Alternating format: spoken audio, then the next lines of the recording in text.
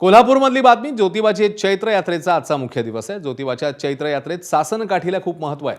राज्यभरातून शेकडो सासनकाठ्या ज्योतिबा डोंगरावर दाखल होतात. भाविक या सासनकाठ्या आनंदाने नाचवत असतात. सर्व धार्मिक विधी पूर्ण झाल्यावर ज्योतिबा देवाची पालखी निघते. त्यानंतर यमाई देवीची पालखी आणि ज्योतिबा देवाच्या पालखीचा भेटीचा सोहळा हा पार पडतो आणि ज्योतिबाच्या चैत्र यात्रेची सांगता होते. हा सोहळा पाहण्यासाठी लाखो भाविक ज्योतिबा डोंगरावर दाखल झाले आहेत. बंधुखराचा आणखी एक नवा प्रताप. शाकाहारी असलेल्यांना मासे प्रसाद म्हणून खाऊ घातल्याचा विचित्र प्रकार. जैन व्यावसायिकांना लाखोंना लोबाडलं.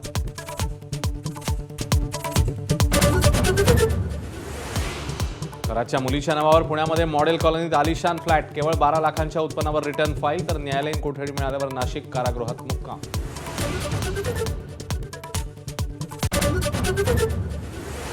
विलिनीकरणाच्या मुद्द्यावर दोन्ही राष्ट्रवादीत आरोपांची मालिका सुरूच. सुनेत्रांच्या नेतृत्वावरून पवारांच्या पक्षाला तटकरेंचे सवाल तर पेड कॅम्पेनचा आरोप बालिशपणाचा. शशिकांत शिंदेंचा पलटवार.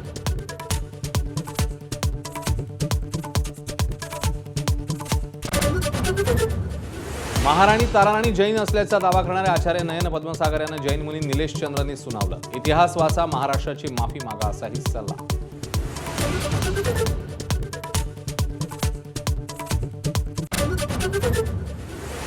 राहुरी पोटनिवडणुकीसाठी भाजपकडून अक्षय कर्डिल यांची उमेदवारी जाहीर तर बारामतीसाठी 3 अर्ज दाखल.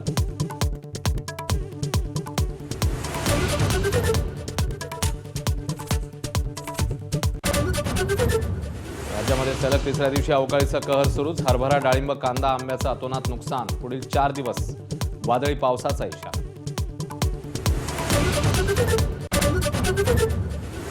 अकोल्यामध्ये महिलेकडे शरीर सुखाची मागणी करणाऱ्या पोलिसाचं निलंबन. घटना कळताच वरिष्ठांचा संताप.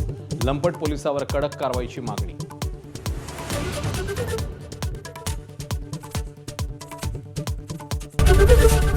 एबीपी माझा, उघडा डोळे बघा नीट.